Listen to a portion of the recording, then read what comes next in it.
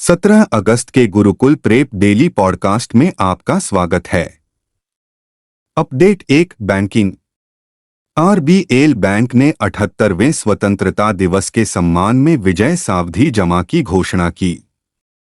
RBL bank ने एक विशेष सावधि जमा शुरू किया है जिसे विजय फिक्स्ड डिपॉजिट कहा जाता है। यह सीमित समय की पेशकश महत्वपूर्ण वित्तीय पुरस्कार प्रदान कर भारत के योद्धाओं की बहादुरी और बलिदान का सम्मान करती है। आरबीएल बैंक की एक प्रेस विज्ञप्ति में कहा गया है कि विजय फिक्स्ड डिपॉजिट्स को हमारे सैन्य कर्मियों के लिए प्रशंसा दिखाने के लिए डिजाइन किया गया है। प्रेस विज्ञप्ति में कहा गया है, यह सीमित अवधि की पेशकश हमारे बहादुर सैनिकों के साहस और बलिदान को श्रद्धांजलि देती है, साथ ही असाधारण वित्तीय लाभ भी प्रदान करती है। हमारे सैन्य कर्मियों के सम्मान और प्रशंसा के प्रतीक के रूप में डिजाइन किया गया विजय फिक्स्ड डिपॉजिट 3 करोड़ रुपए से कम की जमा राशियों के लिए एक विशिष्ट 500 दिवसीय अवधि प्रदान करता है। अपडेट 2 पुस्तकें। चाय उद्योग पर गुवाहाटी में मिनिमम फ्लोर प्राइस पुस्तक का विमोचन। चाय के कारोबार पर एक नई किताब में चाय उत्पादकों और उद्योग की स्थिरता सुनिश्चित करने के लिए इस पेय के लिए न्यूनतम मूल्य की वकालत की गई है। धुनसेरी समूह के बागान मालिक चंद्र कुमार धानुका द्वारा लिखित पुस्तक मिनिमम फ्लोर प्राइस 40 का गुवाहाटी में विमोचन किया गया। उद्योग में हितधारक छोटे चाय उत्पादक हैं जो बाजार हिस्सेदारी का लगभग 52% हिस्सा रखते हैं, जो लगभग 702 मिलियन किलोग्राम चाय का उत्पादन करते हैं। बड़े चाय उत्पादकों के पास बाजार हिस्सेदारी का लगभग 48% हिस्सा है, जो लगभग 648 मिलियन किलोग्राम चाय का उत्पादन करते हैं, श्री धानुका ने कहा। अपडेट 3 अंतर्राष्ट्रीय। जापान के प्रधानमंत्री फुमियो किशिदा ने दिया इस्तीफा।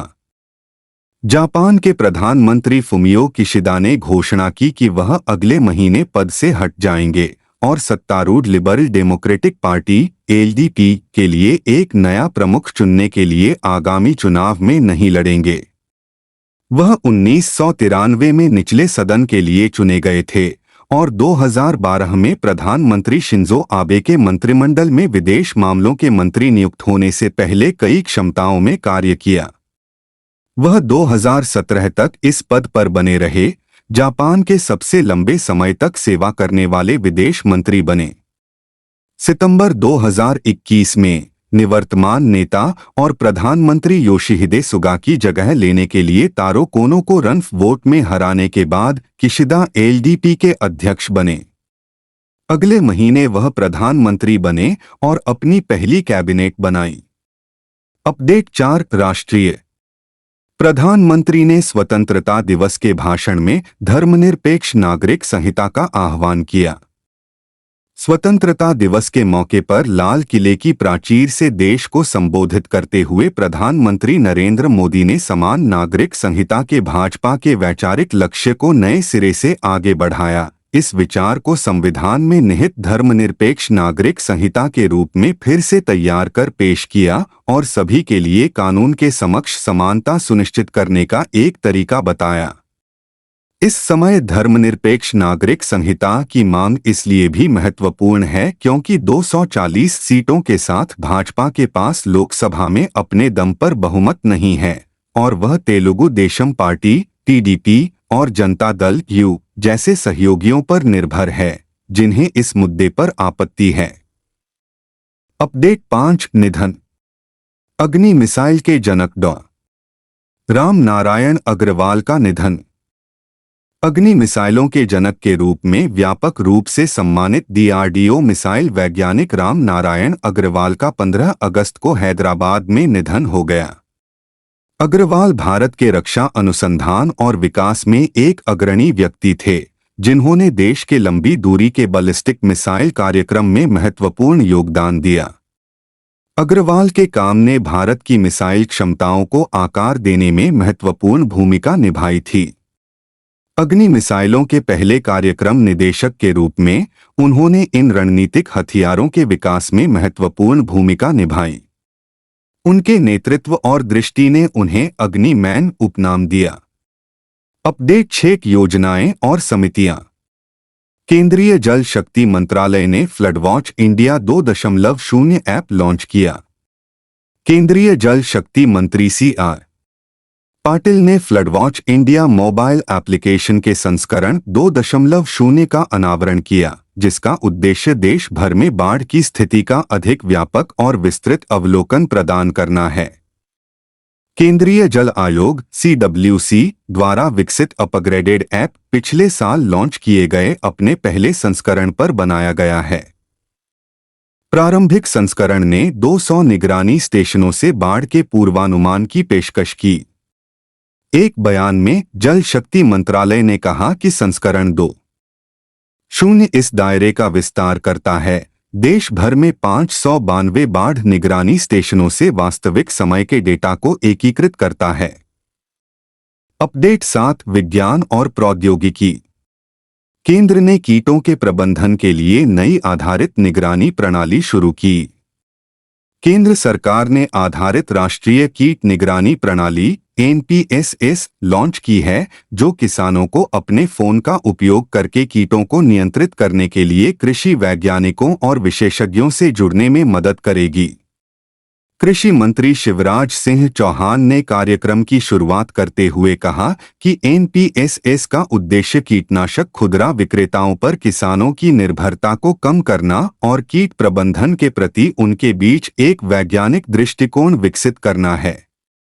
NPSS कीट नियंत्रण और प्रबंधन में किसानों और विशेषज्ञों की मदद करने के लिए AI उपकरणों का उपयोग करके कीटों पर नवीनतम डेटा का विश्लेषण करेगा। अपडेट 8 शिखर सम्मेलन और सम्मेलन। संयुक्त राष्ट्र शिखर सम्मेलन में हिस्सा लेने के लिए सितंबर में न्यूयॉर्क जा सकते हैं PM मोदी। प्रधानमंत्री नरेंद्र मोदी 22 सितंबर को न्यूयॉर्क में एक प्रमुख सामुदायिक कार्यक्रम को संबोधित करेंगे, जब वह संयुक्त राष्ट्र के समिट ऑफ द फ्यूचर में भाग लेने के लिए शहर की यात्रा करेंगे। इस कार्यक्रम का विषय मोदी और अमेरिका एक साथ प्रगति है और इसका घोषित उद्देश्य भारत और अमेरिका और दुनिया को एक परिवार के रूप में विविधता एक ताकत और सभी लोगों की भलाई और ग्रह को एक साथ एक बेहतर दुनिया बनाने के लिए प्रेरणा के रूप में देखने के सांस्कृतिक लोकाचार का जश्न मनाना है। मोदी की यात्रा का आधिकारिक उद्देश्य समिट ऑफ द फ्यूचर में भाग लेना है, जो संयुक्त राष्ट्र महासचिव एंटोनियो गुटेरेस द्वारा पद पर अपने अंतिम वर्ष में आयोजित किया जा रहा एक प्रमुख कार्यक्रम है। अपडेट 9 शिखर सम्मेलन और सम्मेलन। ET वर्ल्ड लीडर्स फोरम को संबोधित करेंगे PM मोदी। प्रधानमंत्री नरेंद्र मोदी 31 अगस्त को नई दिल्ली में होने वाले economic times world leaders forum में मुख्य अतिथि होंगे। दुनिया भर के वैश्विक निवेश को, नीति निर्माताओं, व्यापारिक नेताओं और उद्यमियों को एक साथ लाते हुए ET वर्ल्ड लीडर्स फोरम का उद्घाटन संस्करण वैश्विक समृद्धि के लिए नेतृत्व के विषय के साथ भारत की तीव्र आर्थिक प्रगति से उत्पन्न होने वाले अवसरों पर इंटरसेक्शनल संवाद के लिए एक मंच प्रदान करता है। ऐतिहासिक तीसरा कार्यकाल जीतने के बाद प्रधानमंत्री 400 से अधिक कारोबारी नेताओं, उद्यमियों, निवेशकों और नीति निर्माताओं को संबोधित करेंगे। अपडेट 10 राष्ट्रीय किसान की बात कृषि विज्ञान की खाई को पाटने के लिए सरकारी रेडियो कार्यक्रम। केंद्रीय कृषि मंत्री शिवराज सिंह चौहान ने घोषणा की कि सरकार किसानों को वैज्ञानिक ज्ञान पहुंचाने के उद्देश्य से मासिक रेडियो कार्यक्रम किसान की बात शुरू करने की तैयारी में है। यह पहल कृषि पद्धतियों को आधुनिक बनाने और किसानों को अत्याधुनिक वैज्ञानिक जानकारी के साथ सशक्त बनाने का प्रयास करती है। कार्यक्रम में कृषि वैज्ञानिक, विभाग के अधिकारी और स्वयं मंत्री शामिल होंगे, जो सर्वोत्तम प्रथाओं और वैज्ञानिक प्रगति पर महत्वपूर्ण जानकारी प्रदान करेंगे। चौहान ने कृषि विज्ञान केंद्रों को किसानों की जरूरतों से जोड़ने और किसानों के बीच चर्चा को बढ़ावा देने के महत्व पर बल दिया।